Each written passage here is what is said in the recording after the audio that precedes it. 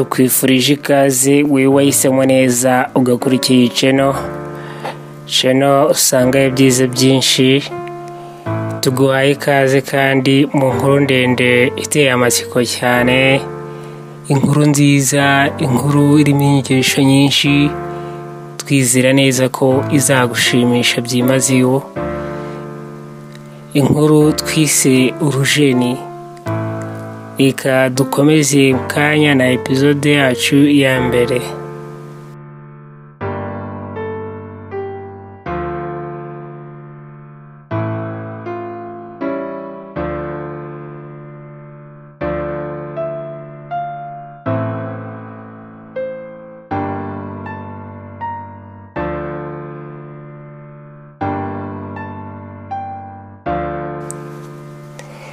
Dutangiranye n'imodoka nziza cyane, imodoka y'umukara, imodoka isa neza cyane ivuye mu kinamba, bigaragara ko irimo umuntu ukomeye. Yinjira mu gipangu cyiza cyane, mu inyubako nayo ubona ko itoroshye, inyubako isa nkaho ikuriyemo ibintu byinshi cyane, ibintu by'agaciro. Imaze guparika havuyemo umugabo wambaye neza, afite isakoshi y'akazi, atambuka abandi bamusuhuzana n'icyubahiro. Yinjira mu biro bye, yicara mu ntebe y'icyubahiro, arizengurutsa, atangira kugorora ikote ndetse na karuvati yiwe. Maze hashize akanya afata telefone yari akazi yari iri ku ruhande rwiwe, akanda nimero ashyira ku gutwi. Nyuma y'akanya gato yari yitabwe. Hello, oui. Ndagushaka mu biro vema. Ndagushaka, hari icyo nashaka ko tuvugana. Yes. Banguka mfite akazi kenshi. Ntibyatinze hari umukobwa winjiye yambaye neza cyane, yari yambaye akositime keza k'umukara ndetse n'inkweto zihagaze, yari afite impapuro mu ntoki, aca bugufi. Maze aramubwira ati, nari mbitabye boss, mwari mumpamagaye, nari bugufi, nta kuntu nari gutinda kandi munkeneye boss. Nukuri iyo mumpamagaye mba numva nagera bwangu, kuko mba nzi ko ari iby'agaciro muba mumpamagariye. Boss we yaramurebye maze aramubwira ati, urakoze kubanguka, ngira ngo icyo nari nguhamagaye wenda nagira ngo nkubwire ko itariki yo gutanga bwa butumire bwo mu gikorwa cyo guha amahirwe abanyamahanga n'abanyagihugu gutembera ibyiza bitatse igihugu cyacu yageze. Ubwo rero nk'uko twabyanzuye mu nama iheruka, ku nshuro ya mbere twemeje ko tuzatangira gutumira duhereye mu bihugu by'abaturanyi. Ngira ngo ibyo ngibyo urabyibuka. Waba wararangije gutegura ubutumire? Wa mukobwa mwiza yahise amusubiza ati, yesa, ahubwo nari njye nzanye impapuro zose ngo mube mwazisinyaho tubone kuzohereza. Wa mugabo w'icyubahiro cyinshi yahise amusubiza ati, okay, good. Hanyuma nizere ko abashinzwe kuzakira abo bashyitsi barangije gutegurwa, ndetse naho twahisemo ko bazasura mwarangije kuhategura. Wa mukobwa mwiza utagira uko asa yaramusubije ati, yesa, ibintu byose biri ku murongo, dutegereje ko itariki igera gusa. Umugabo w'icyubahiro, umugabo w'igihagararo, umugabo ukuze yaramusubije ati, good job. Hanyuma rero mukomeze mubitegure neza. abashyitsi bazadusura bazabone neza ko ubukerarugendo bwacu ari umwihariko ku isi, bityo bazagende bifuza kugaruka.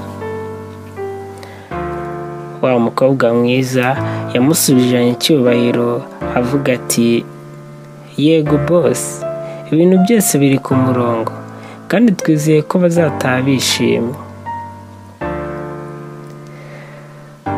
Boss yahise atega ikiganza maze aramubwira ati, okay, noneho ushobora kumpa nkareba umubare wabo tuzakira nkanasinya ku butumire, ubundi ibindi tuzaba tubivugana. Wa mukobwa yahereje impapuro boss acishamo amaso maze arasinya arazimusubiza, niko kumubwira ati, everything is okay, komeza akazi kawe. Wa mukobwa yakiriye impapuro arahaguruka, ageze ku muryango arahindukira aragaruka mu ijwi rito maze aramubwira ati,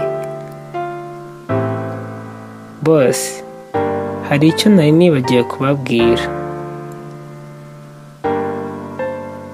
Wa mugabo yaramusubije ati, okay, wambwira, nta kibazo rwose, wambwira twumva ko hari imbogamizi zihari cyangwa se hari ikindi twakora. Erega dukunda abadutekerereza kandi nzi neza ko igitekerezo aba ari ingenzi mu kazi. Bwira ndakumva. Wa mukobwa yaramubwiye ati, nagiraga ngo mbibutse ko amezi 3 yarangiye. Nukuri nicyo gihe cyo kongezwa umushahara nk'uko mwabinsezeranyije umunsi ntangira akazi. Boss yongeye kuruhuka yigize intebe inyuma gatoya maze aramubwira ati, ambo, nta kibazo, reka tubanze dushyire ibyuzinduko ku ruhande kuko nibyo byihutirwa, asigaye ntugire ikibazo rwose, amafaranga arahari. Rega iyo twakoze tugomba no guhemba, ikibazo ni uko amafaranga yaba yabuze, naho ubungubu tumeze neza, nta kibazo rwose. Ahubwo niba hari ikibazo kindi ufite ku ruhande wakwegera kontaburi akagufasha, hanyuma gahunda zigakomeza kugenda neza uko byifuza, kuko nanjye niho nkura ishema kandi ni naho dukura abakiriya. Wa mukobwa yarishimye cyane ndetse amuha icyubahiro mu buryo bwo kunama, maze arasohoka akomereza mu biro bye, aricara aramwenyura, afata fone ye atangira kurebamo nk'ugiye guhamagara. Tugaruke mu cyaro kimwe mu gisagara cya Nyamagana. Umukobwa Urujeni wambaye nabi bigaragara ko yananiwe, afite igitebo kirimo ubusa. Mu kayira gato azamuka yahingutse mu rugo rw'inzu ishaje, asanga nyina aryamye. Yari aryamye hanze ku mbuga ku karago yiyorosha agatenge. Uwo mukobwa Urujeni yateretse agatebo hasi, atambukaga nonyine yari aryamye, apfukama iruhande rwe aramukomanga. Mama we akuraho agatenge mu maso. Urujeni byaranze, amuhamagara n'ikiniga ati, mama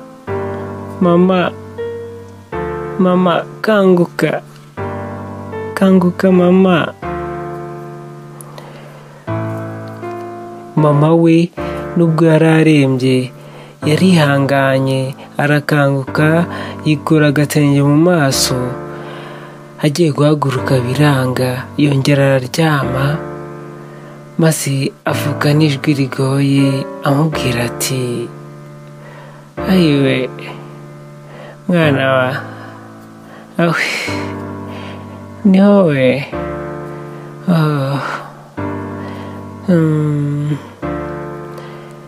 Urujeni yamusubije bwangu n'agahinda kenshi ati ni njyewe mama, umerewe ute se mama? Koko na n'ubu ntakoroherwa. Mama we yamusubije n'ijwi ridasohoka amubwira ati ntabwo umubiri uranze, ndekura nongere ndyame, guhumeka biri kwanga naho Imana, ahubwo ndebera utuzi ngo tomere.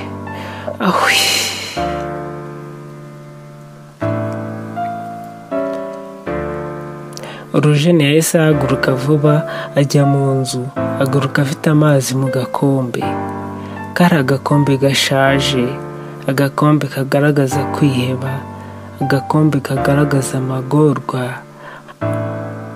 Maze arapfukama aramuhereza, amaze kugotomera aramubwira ati urakoze mwana wa, umutima wari watokombeye. Urujeni amaze kwitsa umutima, ariko ubu koko twacumuye iki mama? Twacumuye iki koko dutuma kuva kera tugira ibyago nk'ibi ngibi? Nk'umubyeyi yakomeje umwana we, maze mu mbaraga nke yari afite aramubwira ati twacumuye iki mwana? Cyahehe se kariya miruho ikurikirana abayeho? Ubu ngubu nibwo bikomeye, gusa unyihanganire kukurushya.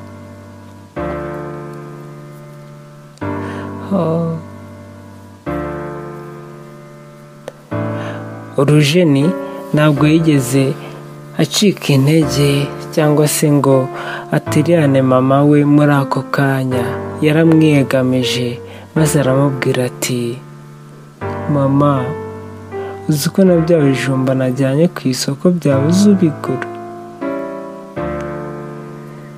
Mama we yabaye nk'aho yikanze, gusa aramubwira ati oya se kandi mwana wa,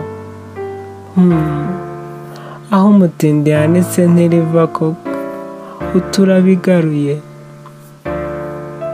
Urujeni umwana we w'ikinege yahise amukomeza aramubwira ati oya mama, mbonye nsigaye mu isoko njyenyine, mfa kwemera 300 yonyine, nabwo nari ninginze.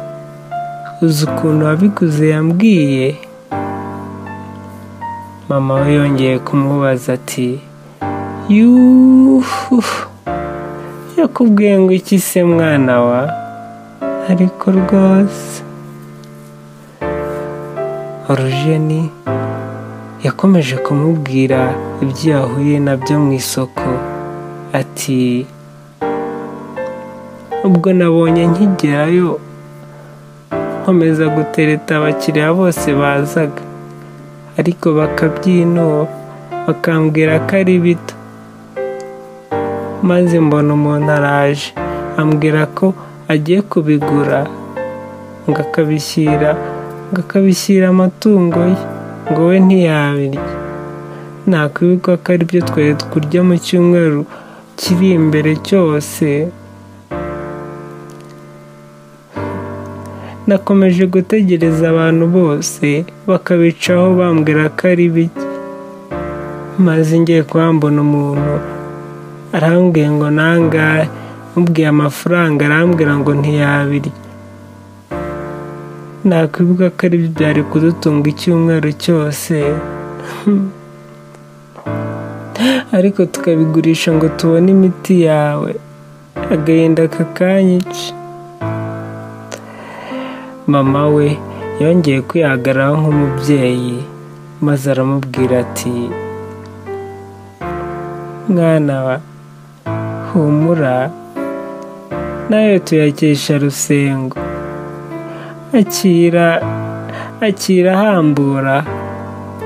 Akira hambura ku gitenge, akureho udusigaye, nta kundi ubuzima buranze.